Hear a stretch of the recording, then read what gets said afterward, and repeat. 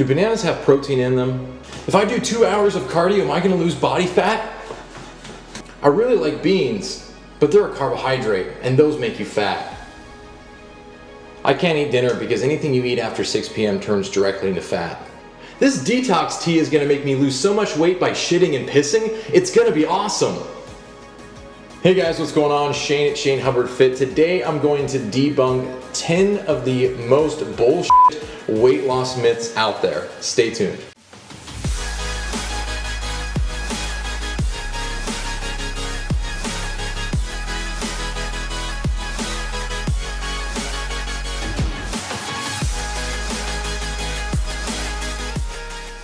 Alright guys, are you ready for the 10 worst and most ridiculous weight loss myths out there? Let's go ahead and get started right away. Before we do though, if you like my farmer's tan, give me a good thumbs up. Alright, so let's go ahead and get started with number one, which is all calories are created equal. This is simply not true, and here's a perfect example of why.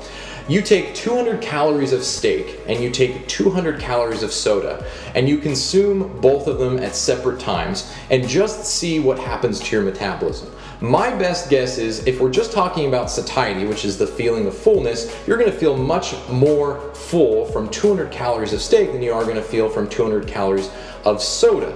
The other thing that a lot of people don't know is that fiber and protein both take calories to digest. That means that you actually burn calories digesting protein and fiber, whereas things like carbohydrates that don't have fiber or even fat that has no fiber attached to it really doesn't cause you to burn any additional calories. Now, you're not burning like 300, 400 calories, but over time you're burning 30 calories here, 30 calories there, 40 calories here. Each time you consume protein, you burn a little bit of calories to digest that food. Same goes with fiber. So over the course of your life, over the course of even just a couple of days, a couple of weeks, a couple of months, that is going to add up. That is a very big difference than our friend soda. It almost takes, if not any, calories to burn soda. It pretty much takes no calories to burn soda. It just goes right through you. It's already so processed that you're not actually going to need any energy to break down something like soda.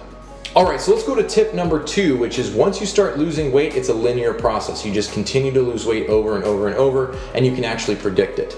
This is a huge myth, and I think that there are more people out there that get this confused than almost any other myth. Once you start losing weight, it is going to be a roller coaster ride. Some days you're going to be heavier, some days you're going to be lighter. I'm going to post right here a couple of graphs from my own clients showing that almost every single time they lose a substantial amount of weight, they actually gain weight beforehand. So here's an example. Let's say you weigh 200 pounds. You lose 5 pounds, then you gain 3 pounds, then you lose 6 pounds, then you gain 2 pounds. It's this back and forth cycle as your body weight fluctuates. So if you're trying to lose weight and you step on the scale one day and you're heavier, and then you step on the scale 2 days later and you're lighter, and you're kind of going through this emotional roller coaster, just expect that your weight is going to jump around a lot.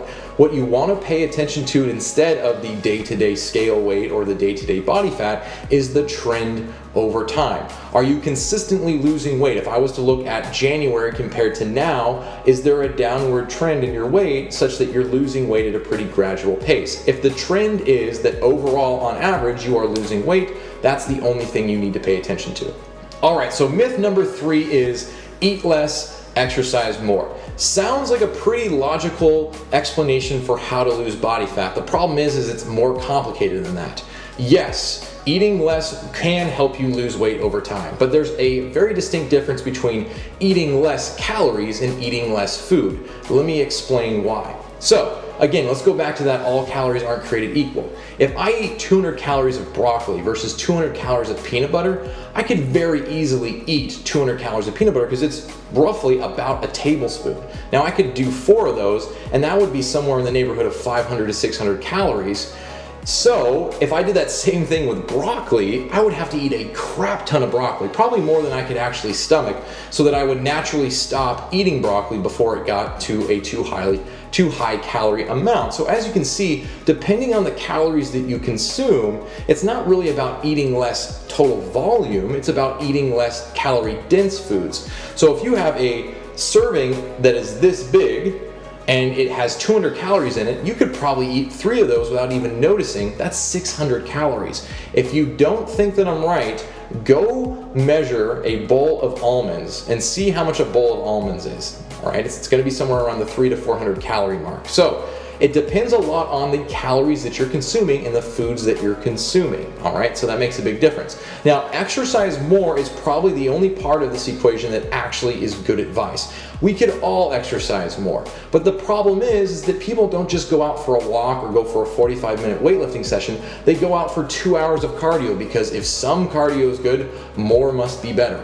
And while I have nothing against cardio, other than the fact that I don't really like to do it myself, if you're doing 2 hours of cardio, that's very unsustainable long term. And if you really want to lose weight and keep it off, you have to do something that's sustainable. So yes, is moving more a good piece of advice? Absolutely, but don't overdo it. Is eating less a good piece of advice? It's kind of misunderstood for most people. Again, if I was to eat 200 calories of broccoli, it's going to be a lot of broccoli. So technically I should eat less of this if I'm following this advice. Simply not true. Pay attention to caloric density of food per portion size. All right, tip number 4 is going to be breakfast is the most important meal of the day. Scientifically speaking, no meal is the most important meal of the day, all right? The meal time in which you eat, so if you eat breakfast or if you skip breakfast, it doesn't really matter. You want to do what works best for you to keep a well-balanced and healthy nutrition plan, all right? So if skipping breakfast works good for you, that's fine. If eating breakfast works good for you, that's fine. What you want to tap into is your hunger cues. Do you actually feel hungry in the morning? Do you just eat breakfast because you've been told it's the most important meal of the day? It's simply not factually true. I wake up every single morning and I am not hungry until at least 10 a.m. and I usually am not really hungry until noon, and so I just have lunch and dinner. Now, some people wake up starving and they maybe had a lighter dinner, or maybe they didn't have as much food the day before and they're gonna have breakfast, and that's completely fine. Remember, the time of day that you eat is not as important as the total amount of food that you eat, or total amount of calories if we're being specific. So remember, if you wake up in the morning and you don't feel hungry, don't eat. Use your hunger cues as a good indication of when you're actually hungry and when you actually need to eat. All right, we're on to number 5, and number 5 is eating carbs after 6 p.m. automatically stores them as fat. This is probably my favorite, because when I was first doing any kind of bodybuilding or lifting weights, this is something that I was told, and so I wouldn't eat carbs after 6 p.m. There is no scientific basis for this. There is no logic really behind this. I think where it comes from is this idea that after 6 p.m. most of us aren't doing anything active, and carbohydrates really help with doing things like weightlifting and any type of strenuous activity. It gives you more energy. So I think somebody just put the 2 and 2 together and assumed that eating carbs after 6 p.m. made them store as fat because they simply weren't being used, and that's not true. Fat is stored based on total caloric intake. So if you eat 200 grams of carbs after 6 p.m. and it pushes you over your calorie needs for that day, then yes, you will gain fat. But it could have been protein and it could have been fat. It could have been any of the macronutrients. So there's nothing inherently unique about carbohydrates for fat storing. So keep that in mind. All right, so we're on to number 6, and number 6 is dieting is an effective method for losing body fat. All right, this is simply not true, and here's why. Dieting is a short-term practice that has extreme principles or extreme methods, all right? Like the ketogenic diet, cut out all carbohydrates, even the ones that have fiber in them to a certain extent. Things like beans, right, that are good sources of carbohydrates that have tons of fiber in them are completely wiped out.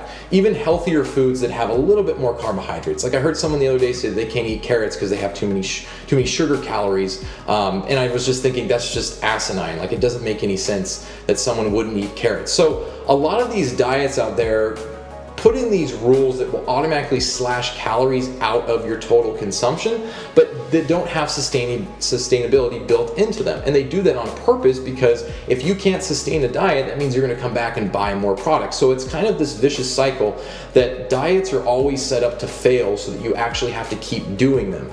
There are some things you can learn from diets. Like for instance, I learned that if I eat too many carbohydrates, I get really sleepy. I think that most people probably feel that way, or if I eat too much, I get sleepy. So, sometimes you can learn things from that, but a sustainable fat loss plan is going to have a balance between carbs, fats, and proteins. And more importantly, it's going to teach you how to tap into your hunger cues so that you can get feedback from your body when you've had the right amount of food, both from a quantity standpoint and a composition standpoint.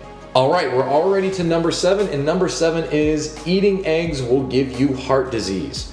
I love the cholesterol myth too, which I'll do a video on someday. But this idea that eggs are going to give you heart disease because of the cholesterol in them just doesn't make sense. I'm going to give you a couple facts so you can make this sound so I can make this sound really easy, and it can be really easy for you to remember. All right, so your body makes about 75% of all the cholesterol in your body. So you don't even have to eat cholesterol to a certain extent for your body to use cholesterol.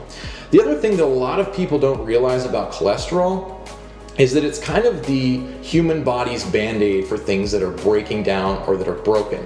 So when you hear about people that have clogged arteries, what they really have is a bunch of cholesterol that's built up in their arteries. Now you think that that's because you're eating excess cholesterol, it's getting stored in your blood vessels, and so that's why you have things like heart disease or even an obstruction of some kind in an artery, and that's simply not true.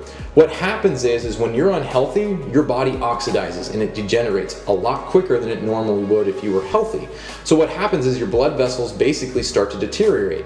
And what your body does to try to patch that up is it puts cholesterol in its place. Well, if you keep having to patch the hole, just like if you had a hole in a ship and you keep patching it but you never actually fix the real problem, then eventually that's going to build up. And that buildup is going to cause blood flow to be restricted. So you have to understand that this whole cholesterol is causing heart disease myth is really a big one. And it's something that people need to understand more of. Is really not the cause of heart disease. The cause of heart disease is simply being unhealthy. Right? The more unhealthy you are, the more your body is going to degenerate, the quicker you're going to age, and the body is going to try to repair that with cholesterol. That's what it does in the human body. Eggs don't give you heart disease. All right, so now we're on to number 8, which is talking about if you eat a lot less, like if you drop your calories like really, really low, then you're going to lose more body fat quicker. Now, this is something that a lot of people get used to thinking because it's just about the numbers, right? But they don't realize that they're a dynamic human being that has lots of factors that goes into weight loss and fat loss and the whole shebang.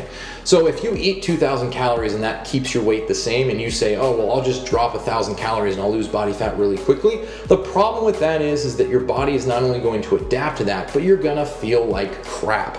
And if you feel like crap when you're trying to lose weight, it's gonna be really stinking hard to continue to lose weight, and even after that, keep the weight off. So what you wanna do is you wanna try to lose weight at a rate that works really well for you and that's sustainable for you, all right? It might not be the quickest, it might not be the most amazing weight loss you've ever had, but the idea is that if you're losing weight at a rate that allows you to sustain the weight staying off, that should always be the priority over how quickly you lose, right? There have been shows like The Biggest Loser that show people losing weight really fast. Guess where all those contestants are today? They're all back at their normal weight. So if you want to avoid doing something like this, don't cut your calories too dang low, because if you do that, it's just going to be a lot harder to maintain it over the course of your life. All right, so we're now on number 9, and this is probably one of my favorites in the group, which is if you eat carbohydrates, you will store them as fat automatically. Now this one comes from all the Atkins and the Keto groups and all this blood sugar hormone regulation and all this stuff, and I get what they're saying. I think it makes some sense if you're thinking about things in the context of total food. But the problem that nobody seems to want to talk about is the different types of carbohydrates that are out there. There's a very distinct difference between a soda and a can of beans, right? They're both carbohydrates, but they're very different. It goes back to our first tip, which is all calories are not created equal, all right? Same with fruits. A lot of people believe that you shouldn't eat fruit because it's fattening because of the sugar in it. Well, the difference between fruit sugar and table sugar or soda sugar is that the fruit actually has fiber in it, and fiber makes a huge difference to how sugar is metabolized. So if you're out there fearing fruit, stop worrying about fruit. It's the sugar in fruit, as long as you eat it in the fruit, is not going to make you fat. And even sodas aren't going to make you fat. I'm not saying you should go out and drink a ton of sodas, but listen, if you're keeping things in control and you're being moderate about how much you're consuming, it's going to be so much easier to get rid of this whole idea that carbohydrates inherently make you fat. Again, there's a huge difference between whole food carbohydrates like beans and processed carbohydrates like a soda. All right, guys, so that brings us to our final tip, tip number 10. This one is going to make a lot of people mad, but I need to give you the correct advice, and that is exercise is effective for fat loss. Unfortunately, if we just went to the gym and exercise is not enough to burn body fat. It just doesn't work that way. What you need is an exercise plan that's efficient for burning body fat, so something like weight training, and you also need to dial in your nutrition. They work together, guys. A lot of times people want to do one or the other, but they work together. Now, I understand a lot of times when you're getting started for the very first time or the first time in a long time, you want to just start with exercise because it's a lot easier to just go to the gym for an hour, work out, and come home. Whereas with your nutrition, you really have to like sit down and work on trying to grocery shop or buy the right food or eat healthier or things like that. And I know it takes a lot of work, but trust me, you're going to save so much frustration and time if you focus on your nutrition first. If you hate doing cardio, make sure you let me know in the comment section below. If you can dial in nutrition even a little bit better than it is right now, your exercise will actually promote more fat loss, all right? Now, the other thing that I want to point out is that when you feel better, it's so much easier to exercise. If you've been eating a lot of junk foods and you've just been eating crappy food for a really long time, exercise is going to be the most miserable experience. It's why people don't really exercise unless they have to these days. But if you feel good because the food you're eating is from the earth, it has lots of vitamins and nutrients, it's got good calories in it and all this really good stuff for you, you're going to actually possibly want to exercise because you feel so good. And when you do exercise, although it's going to be tough, it's going to feel a lot better than it would if you were just burning junk fuel like, you know, crackers and Cheetos and ice creams and crappy things like that. So anyway, guys, that is my video today. Thanks for watching. I really do appreciate you sticking around all the way to the end. If you enjoyed today's video, don't forget to hit that subscribe button so that you can get more videos from me every single week. And then if you guys really want to support my channel, a big thumbs up would really help get my video out to more people. You can also share this on your social media, wherever you're active, Twitter, Facebook, Instagram, even if you want to. The more that you can get the word out and the more you want to support me, the better it is for everyone, and I would really appreciate that. And then guys, if you have any comments, questions, or concerns, feel free to leave them down below. Before you go, guys, let me know which myth was the most surprising to you.